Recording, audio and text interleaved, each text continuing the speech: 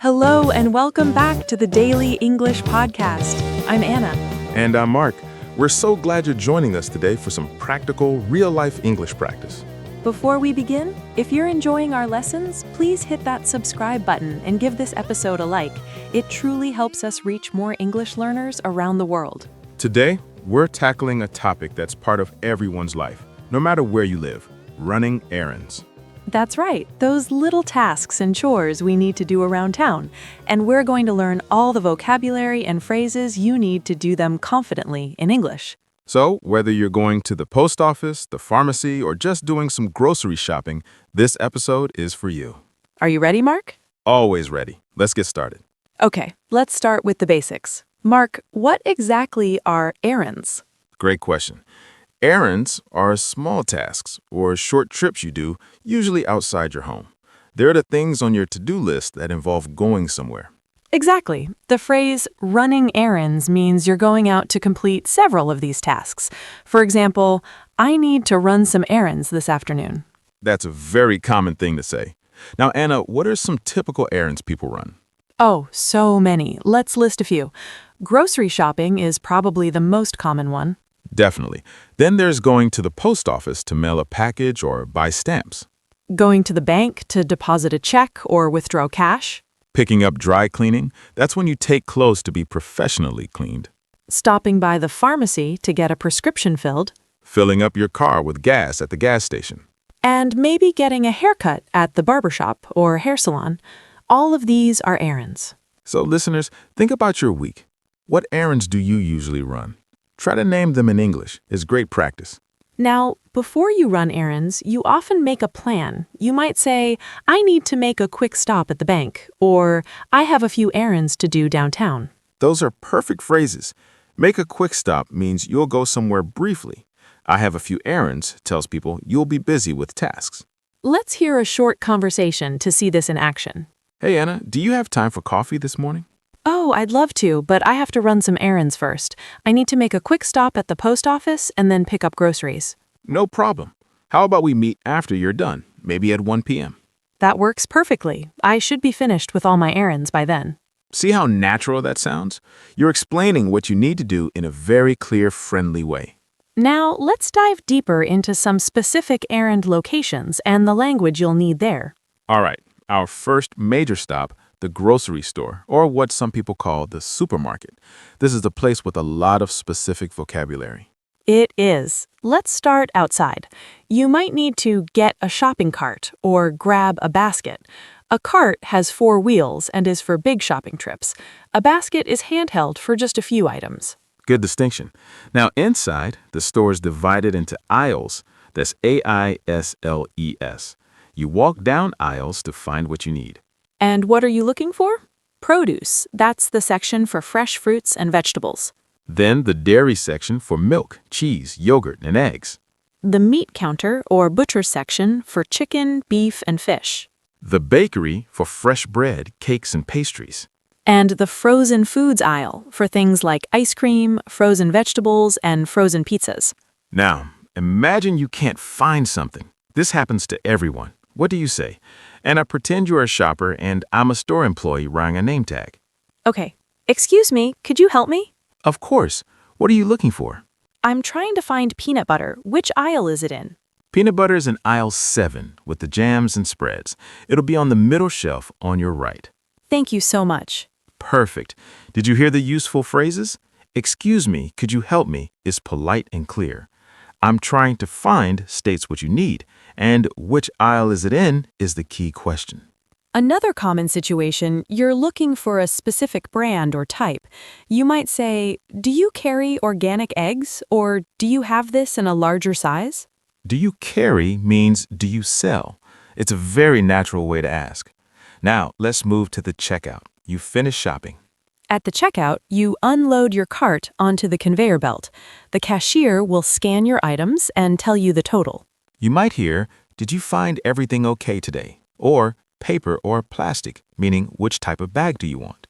You can answer, yes, thank you, and paper, please, or plastic is fine. When it's time to pay, you have options. You can say, I'll pay with cash, or I'd like to pay by card, or can I use a credit card? And finally, you might need help out. Could I get some help to my car, please? This is if you have many heavy bags. Someone will help you load your groceries into your car. Excellent. We've covered a lot of grocery store ground. Let's take a quick breather and remind our listeners. Yes, please remember to speak these phrases out loud as you hear them. Repeating is the best way to learn. Now, let's move to two other common errands, the post office and the pharmacy. These can feel intimidating if you don't know the words, but we'll make it simple. First, the post office. In the US, it's often called the post office or USPS. In other countries, it might be Royal Mail or Canada Post, but the tasks are similar. The most common things to do are mail a letter, send a package, buy stamps, or pick up a package if you have a notification slip. When you walk in, you often need to take a number and wait for your turn. When your number is called, you go to the counter. Let's practice a dialogue. Anna, you be the customer, I'll be the postal worker. Hi, I'd like to send this package to Chicago, please. Okay, let me weigh it for you. Do you need it to get there quickly, or is standard shipping okay? Standard is fine. How much will that be? That'll be $12.45. Would you like to buy insurance for the contents? No, that's not necessary. Thank you. Here's $15. Great job. Key phrases there. I'd like to send this package is a clear way to start.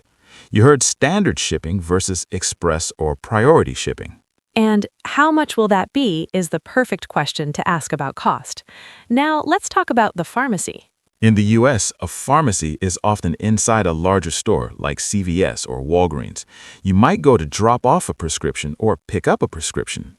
A prescription is the paper from your doctor that allows you to get medicine.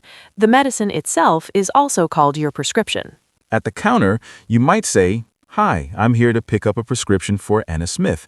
They will ask for your birthday or address to confirm your identity. They might say, "It'll be about 15 minutes. Is that okay?" Or, "Your prescription is ready. The total is $5. You can also buy over-the-counter medicine. This is medicine you don't need a prescription for, like pain relievers, allergy medicine, or cough syrup. So you could ask, "Can you recommend a good over-the-counter allergy medicine?" Or, "Where can I find the pain relievers?" These are super practical questions. Knowing them can make a stressful errand much easier. Now, Mark, people often do several errands in one trip. We call that an errand run. Let's put a whole scenario together. Great idea. Let's imagine our listener's name is David. He has a busy Saturday morning. He needs to get gas, go to the bank, and go to the dry cleaners. Okay, at the gas station, David will pump gas. He might need to pay inside if the card reader at the pump isn't working. He'd go inside and say, "I'm on pump number 4, please." Then, at the bank, he needs to deposit a check. He might fill out a deposit slip, then go to the teller and say, "Hi, I'd like to deposit this check into my checking account." Finally, at the dry cleaners, he has a shirt and a coat to pick up. He'll hand over his ticket and say, "I'm here to pick up my cleaning." They'll give him his items and he'll pay. That's a very productive morning. Listeners, can you imagine yourself doing that? Try to describe your own errand run in English. Now, let's work on pronunciation for a few tricky words from today. First, errand. It's pronounced errand. The stress is on the first syllable, errand, not errand, errand. Grocery. This one is tricky. In American English, it's often said as grocery, 3 syllables, grocery store. Pharmacy. Pharmacy. The PH sounds like an F, pharmacy. Prescription. Prescription. The stress is on the second syllable. It's not prescription, prescription. And receipt. Receipt. The P is silent. You get a receipt after you pay. Practice those with us. Errand, grocery, pharmacy, prescription, receipt. Wonderful. We've covered so much today. We talked about what errands are, went deep into the grocery store, and practiced at the post office and pharmacy. Remember, the key to feeling confident is practice. Your homework this week is to do 2 things. First, write a list of your errands for the week in English. Just simple words: bank, groceries, pharmacy, post office. Second, choose one errand and practice the dialogue in your head before you go. Imagine what you'll say and what they might say back to you. This mental practice is incredibly powerful. It prepares your brain to use English in the real world. And as always, we want to hear from you. What errands do you find most challenging in English? What was your first successful errand in English? Tell us in the comments. We read every single one and love hearing your stories and progress. If this episode helped you, please share it with a friend who's also learning English. And don't forget to subscribe for more practical English lessons. Thank you so much for listening and for spending your time with us today. Keep practicing, and remember, every conversation, even a small one at a store, is a victory. You're doing great. Until next time, this is Mark. And Anna from the Daily English Podcast. Take care of yourself. And we'll see you in the next episode.